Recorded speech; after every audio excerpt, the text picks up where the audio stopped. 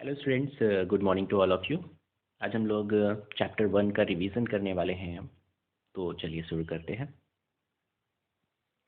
Anatomy of computer chapter 1, जो कि computers कैसे स्टार्ट हुआ, उसके अंदर के जो पार्ट्स होते हैं वो कैसे मिलकर कंप्यूटर का निर्माण करते हैं, या कैसे कंप्यूटर बनता है, किन किन चीज़ों से मिलकर, ये चैप्टर उसके बारे में बताता है। या आंतरिक संरचना, एनाटॉमी मतलब होता है आंतरिक संरचना कंप्यूटर के अंदर के पार्ट्स। जैसे हमारी बॉडी के अंदर के पार्ट्स होते हैं, हार्ट है, लंग्स है, और दूसरे पार्ट्स, हाथ, पैर, आँखें, नाक, इन सब को मिलाकर हमारा शरीर बनता है। ऐसे ही कंप्यूटर के भी पार्ट्स होते हैं जिनको मिलकर कंप्यूटर वर्क करता है। तो हम उन्हीं के बारे में आज पढ़ने वाले हैं। Computer is an electronic machine which has 3 main parts. ये सभी को पता है कि कंप्यूटर के जो 3 मेन पार्ट्स होते हैं उनमें एक है input, output and processing device. तो 3 जो मेन पार्ट्स होते हैं उनमें एक इनपुट, आउटपुट और प्रोसेसिंग होता है। उनके अलावा कौन से पार्ट्स होते हैं, या इन पार्ट्स को कहाँ पे रखा जाता है, कैसे जोड़ा जाता है, इनके बारे में हम लोग आज पढ़ने वाले हैं।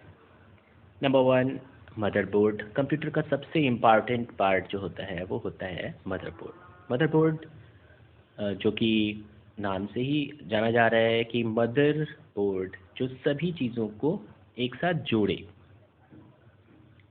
सीमोस बैटरी, एक डेट और टाइम जो कंप्यूटर में हम देख पाते हैं वो सीमोस बैटरी के द्वारा होता है। और एक और बात है कि कंप्यूटर जब ऑफ हो जाता है तो भी कंप्यूटर की कुछ सेटिंग्स को हमेशा ऑन रखने के लिए सीमोस बैटरी का यूज़ किया जाता है। तीसरा है पावर सप्लाई यूनिट, जो कि कंप्यूटर को पावर देने का काम करती है। फिर आता है मेन मेमोरी, वो मेमोरी जो कंप्यूटर की चीज़ों को कब स्टोर करना है, कितना स्टोर करना है, इसके बारे में इंफॉर्मेशन देती है। उसके साथ ही साथ कंप्यूटर को ऑन ऑफ कराने का और कौन सा एप्लीकेशन चलना है उनकी इंफॉर्मेशंस भी मेन मेमोरी के द्वारा मिलती है। सीपीयू सभी को पता है, it's a brain of computer, central processing unit. उसके अलावा इनपुट आउटपुट पोर्ट्स होते हैं, जहाँ पे इनपुट के लिए कौन सा यूज़ किया जाए, कौन सा डिवाइस यूज़ किया जा रहा है, और आउटपुट के लिए क्या यूज़ किया जा रहा है, इसके बारे में इंफॉर्मेशन मिलती है। हार्ड डिस्क कंप्यूटर के अंदर एक्स्ट्रा इंफॉर्मेशन को स्टोर करने के लिए, ज़्यादा इंफॉर्मेशन जब हमारे पास होती है तो उसके लिए हम लोग जो मेमोरी डिवाइस यूज़ करते हैं वो बेसिकली हार्ड डिस्क होता है। डिस्क ड्राइव, उसके साथ ही साथ अगर हमें कोई चीज़ कैरी करके ले जानी है, क्योंकि हार्ड डिस्क जो है वो अक्सर कंप्यूटर से अटैच रहता है, सीपीयू बॉक्स के अंदर होता है, तो हम लोग एक डिवाइस का यूज़ करते हैं जिसे हम कहते हैं डिस्क ड्राइव, जो कि कंप्यूटर्स के अंदर इंफॉर्मेशंस को स्टोर करके और उसे हम कैरी करके बाहर साथ में अपने ले जा सकते हैं। वीडियो कार्ड जो कंप्यूटर की ग्राफिक्स को और अच्छा करता है, इसके लिए हम लोग वीडियो कार्ड्स का यूज़ करते हैं। एक्सपेंशन स्लॉट्स, कंप्यूटर में अगर कोई भी चीज़, कोई भी पोर्ट काम नहीं कर रहा है तो उसको दूसरे पोर्ट से एक्सचेंज करने के लिए हम लोग एक्सपेंशन स्लॉट्स का यूज़ करते हैं। जैसे कंप्यूटर में मॉनिटर ख़राब हो गया है या साउंड नहीं आ रहा है, तो उसके लिए हम लोग एक्सपेंशन स्लॉट्स की मदद से वो काम कर सकते हैं। इंटीग्रेटेड सर्किट, आईसी भी इसको कहते हैं, छोटे सर्किट जिनकी मदद से कंप्यूटर अपने इंटरनल डिवाइसेस की इंफॉर्मेशन एक जगह से दूसरी जगह पहुंचाता है, और इसमें कम इलेक्ट्रिसिटी की ज़रूरत पड़ती है। तो ये सारे पार्ट्स कंप्यूटर की आंतरिक संरचना को पूरा करते हैं, इंटरनल इंटीग्रेशंस का काम करते हैं। तो आगे चलते हैं हम लोग मदरबोर्ड के बारे में देखते हैं। ये जो पिक्चर आपको दिखाई पड़ रही है यहाँ पर, ये मदरबोर्ड है। इसके ऊपर बहुत सारे डिवाइसेस लगे हैं। ये वाइट कलर का जो दिख रहा है ये एक्सपेंशन स्लॉट्स है। इसके अलावा यहाँ पर ये पावर सॉकेट्स है, ये सीपीयू स्लॉट्स है जहाँ पर सीपीयू लगाया जाता है, ये सीमॉस बैटरी है। उसके अलावा बहुत सारे पोर्ट्स यहाँ पर हैं जो किसी न किसी खास काम के लिए लगाए गए हैं।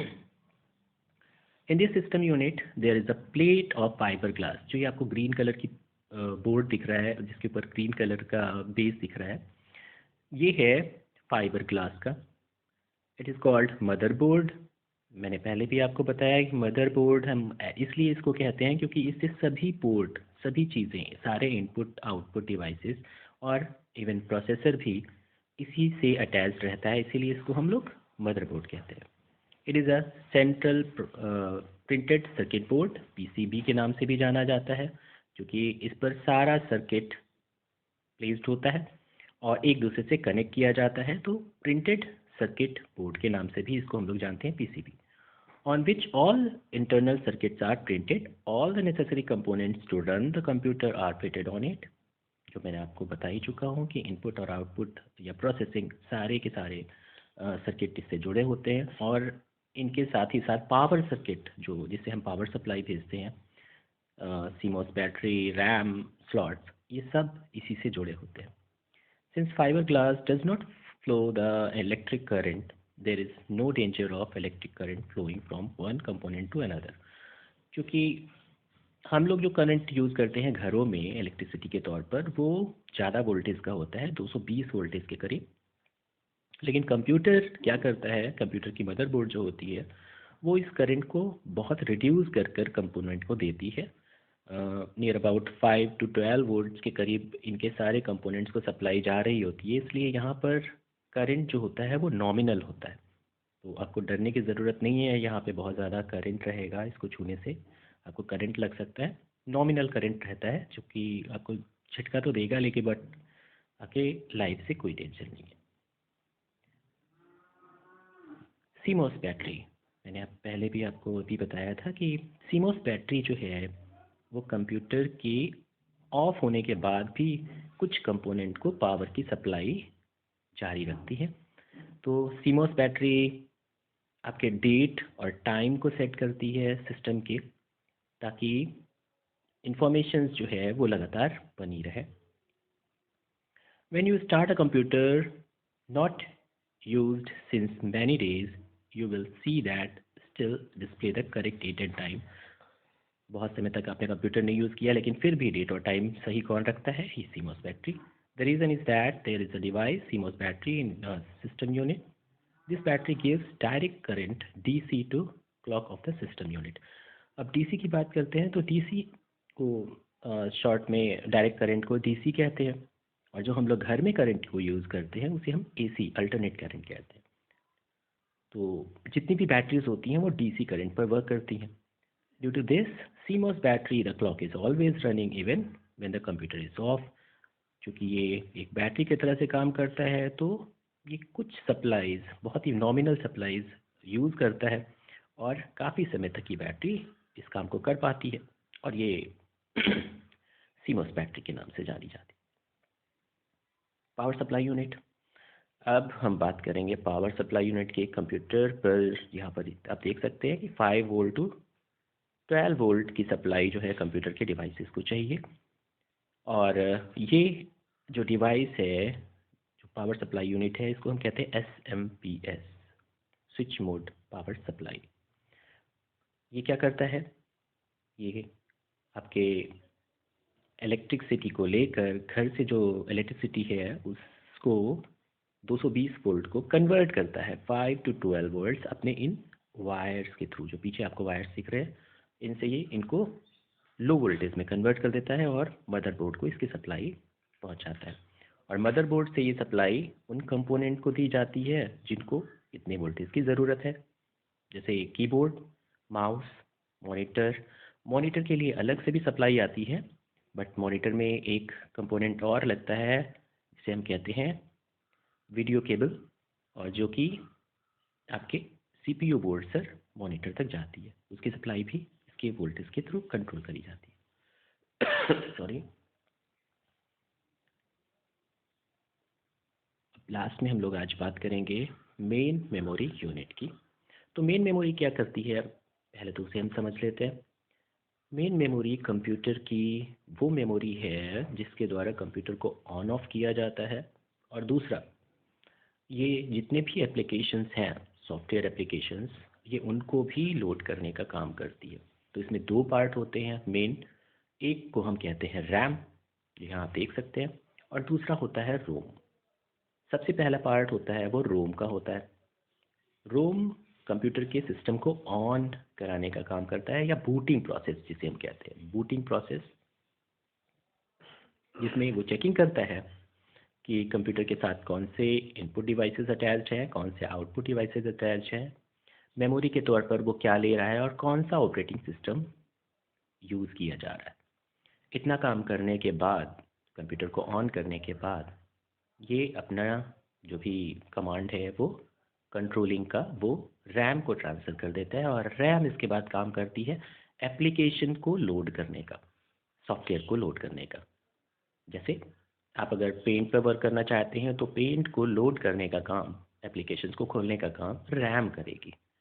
इसी तरीके से और जो एप्लीकेशंस आप खोलते हैं वो रैम की मदद से वर्क करते हैं। अब रैम और प्रोसेसर का काम स्टार्ट हो जाता है आफ्टर ओपनिंग द सिस्टम। हाँ, कोई नया डिवाइस अगर दोबारा से लगता है तो उसकी इंफॉर्मेशन भी रोम को जाती है। जैसे पेन ड्राइव आपने लगाई, सीडी रोम लगाई, तो इसकी इन्फॉर्मेशन, जो भी नया इनपुट डिवाइस लगेगा या आउटपुट डिवाइस यूज़ किया जाएगा, उसकी इन्फॉर्मेशन एक बार रोम को जाएगी। तो ये आपका जो है, रैम को हम कहते हैं रैंडम एक्सेस मेमोरी। और ये टेम्परेरी मेमोरी के तौर पर, क्योंकि टेम्परेरी तौर पर आप एप्लीकेशंस यूज़ कर रहे हैं, बंद कर रहे हैं, दोबारा से कोई एप्लीकेशन ऑन कर रहे हैं, तो जितनी देर आप ऑन करते हैं एप्लीकेशंस को उतनी देर ये वर्क करती है, और जैसे ही आप उसे ऑफ करते हैं ये ऑफ हो जाती है। तो रैम में जो मेमोरी होती है वो टेम्परेरी होती है। अगर इसी मेमोरी को आप परमानेंट रखना चाहते हैं तो आपको हार्ड डिस्क का यूज़ करना पड़ेगा, या फिर रोम। रोम लेकिन आपकी इंफॉर्मेशंस केवल कंट्रोलिंग का काम करने के लिए रहती है, जैसे सिस्टम को ऑन करना या ऑफ करना। तो हम लोग एक दूसरे डिवाइस को यूज़ करते हैं जिसका नाम है डिस्क ड्राइव, या सीडी रोम, डीवीडी रोम, पेन ड्राइव, जो कि हम कैरी करके एक जगह से दूसरी जगह ले जाए। रीड ओनली मेमोरी रोम का जो फुल फॉर्म है, it is type of permanent memory, और इसको हम कंप्यूटर के बूट के समय यूज़ करते हैं, जैसे मैंने पहले बताया। और एक बार इंफॉर्मेशंस को लोड करने के बाद इसे रिमूव करना आसान नहीं होता। अब कुछ टेक्निक्स आ गई हैं जिनकी मदद से हम रोम को भी दोबारा से राइट कर सकते हैं।